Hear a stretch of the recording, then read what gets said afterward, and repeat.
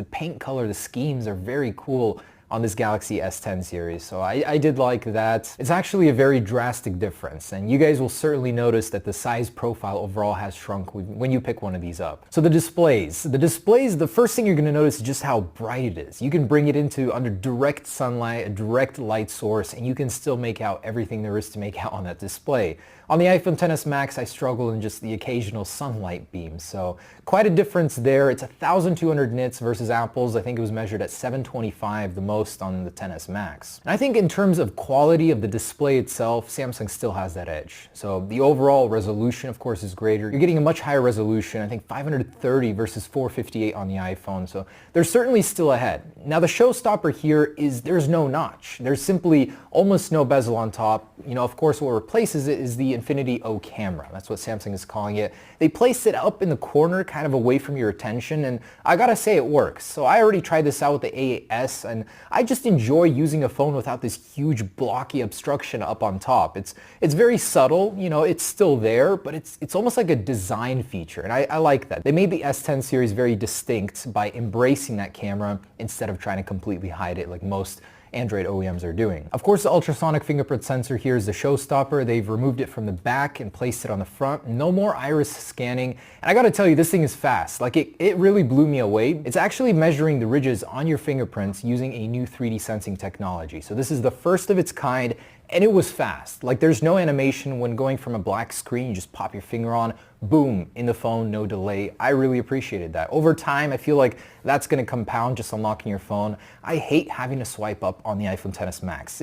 Just like looking at the S10, it really brings into perspective how much things that Apple is doing wrong with the XS. And I hope they learn from the S10 and bring over some of those features for the 11. But overall, so far, the S10 just was a really good impression. Obviously, Samsung put in a lot of work in the cameras, so they brought over a third one for the rear. This is an ultra-wide sensor. Oh man, basically the way they put it is the human eye sees things one way and they try to replicate it as much as possible with this ultra-wide sensor. It's a 123-degree field of view. I was able to get so much into one shot, whereas the iPhone XS taking the same picture, you'd have to step back a couple feet.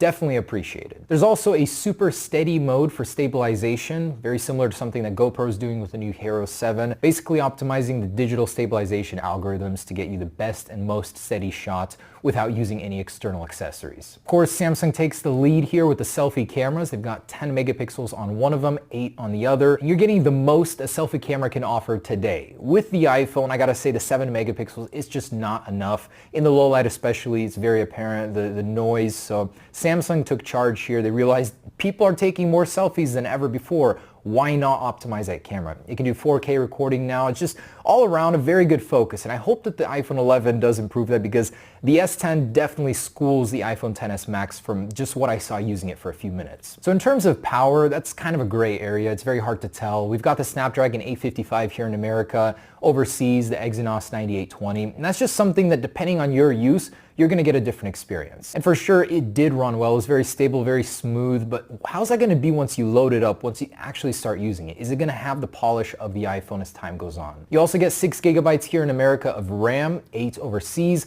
and then there's this extreme edition of the S10 Plus that has a larger display, even 6.7 inches, a massive battery, a 12 gigabyte RAM options, just over the top. If you have the money, this is everything they have and they're going to give it to you. In terms of overall battery life, these things are just jam-packed with a massive battery. And that's kind of what puzzles me, is the frame is so small. How are they fitting this insane milliamp battery in there? So the battery grows to a monstrous 4100 milliamps. Comparing that to the iPhone XS Max's 3174 milliamp battery, there's quite a difference in size. Now, how that's optimized in the OS and usage, time will tell again, but the battery life, just the general size of the battery, definitely goes to the S10. And one of those features that will absolutely save lives, guaranteed, is reverse wireless charging. Samsung is calling it reverse power share. It's something Apple's going to be doing for the iPhone 11. It's just nice to see that now. You'll be able to charge any Qi wireless certified device, including the new Galaxy Buds. How cool is that? It's like taking AirPods and charging them on the back of your phone,